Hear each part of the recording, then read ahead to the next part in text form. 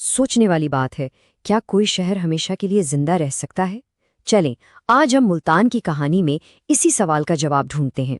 एक ऐसा शहर जो हजारों साल से वक्त के हर तूफान का मुकाबला करता आ रहा है। 5,000 साल। जरा इस अदद पर गौर करें। ये सिर्फ एक नंबर नहीं है, ये उम्र है एक ऐसी तहजीब की जो वादी सिंध जैसी कदीम तरीन तहजीबों के साथ बिल्कुल उनके बराबर खड़ी है। तो फिर सवाल यही उठता है, आखिर कोई शहर लाजवाल यानी इटर्नल बनता कैसे है? ऐसी क्या खास बात होती है उसमें? वो क्या चीज़ है जो उसे हमलावरों से, बदलती सल्तनतों से और सबसे बढ़कर वक्त की धूल से बचाकर जिंदा रखती है? इस जवाब को समझने के लिए हम मुल्तान के सफर को 4 हिस्सों में देखेंगे। पहले उसकी 5,000 साला दास्तान, फिर देखेंगे कि ये औलिया का शहर कैसे बना, फिर इसकी दौलत यानी सोने का शहर होने की कहानी, और आखिर में इसका वो विरसा जो आज भी जिंदा है। तो चलिए सफर शुरू करते हैं इस शहर की बिल्कुल इब्तिदा से, इसकी गहरी जड़ों से। आपको पता है, मुल्तान का सबसे कदीम नाम था मुल्स्तान। ये संस्कृत का लफ्ज है और इसका मतलब है असल जगह, दी ओरिजिनल प्लेस। ये नाम ही काफी है इसकी कदामत बताने के लिए। बल्कि कुछ मोरखीन तो ये भी कहते हैं कि इसका ताल्लुक कदीम सूरज देवता के मंदिर से था, यानी इसकी रूहानी अहमियत शुरू से ही थी। इसकी तारीख का कैनवस तो बहुत ही वसी है। जरा देखें, इसकी जड़ें 3,000 कबले मसीह यानी वादी सिंध की तहजीब तक जाती हैं। फिर 326 कबले मसीह में सिकंदर आजम की फौजों से इसका टकराव हुआ। वहां मालोई कबीले ने क्या खूब मुकाबला किया था। और फिर 712 ईस्वी में मोहम्मद बिन कासिम की आमद के साथ इस शहर की तारीख में एक बिल्कुल नया इस्लामी दौर शुरू हुआ। लेकिन मुल्तान की जो असल पहचान है ना, वो उस वक्त बनी जब ये तलवारों और तिजारत के शोर से निकलकर रूहानियत के सुकून में दाखिल हुआ। इस्लामी दौर में मुल्तान को एक नया लक़ब मिला जो आज भी इसकी सबसे बड़ी पहचान है, मदीनातुल औलिया यानी द सिटी ऑफ सेंट्स। और ये सिर्फ एक टाइटल नहीं था, ये उस पूरे सकाफती और रूहानी इनकलाब की निशानी है जिसने मुल्तान की रूह को हमेशा के लिए बदल कर रख दिया। इस रूहानी पहचान को कायम करने वाले 3 अजीम सूफी बुजुर्ग थे, हजरत बहाउद्दीन ज़करिया, शाह रुकन आलम और शाह शम्स तबरेज़ी।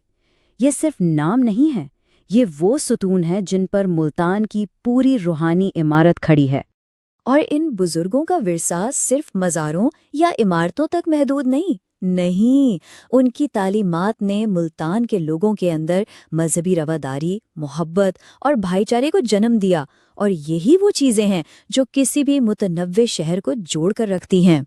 रूहानियत ने तो मुल्तान को एक रूह दी, ठीक है, लेकिन इसकी जो माशी ताकत थी ना, उसने इसे एक जिस्म दिया।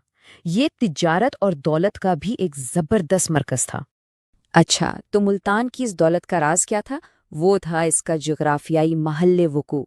ज़रा तसव्वुर करें, ये वस्ती एशिया, ईरान और मशरिक़ वुस्ता को बरे सग़ीर से जोड़ने वाले तिजारती रास्तों के बिल्कुल बीच में था।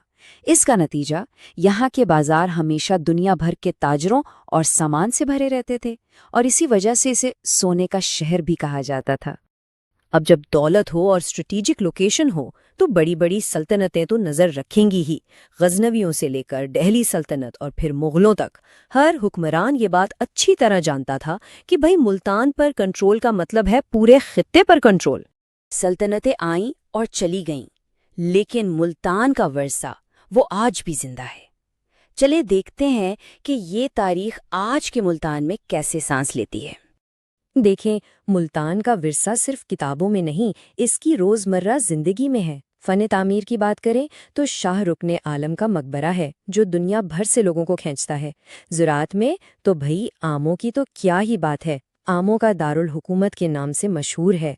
और दस्तकारी में उसकी जो नीली टाइलों का काम है, जो काशीकारी है, उसकी शोहरत तो पूरी दुनिया में है। तो आखिर में बात यह है कि मुल्तान सिर्फ एक शहर नहीं है, ये एक जिंदा तहजीब है।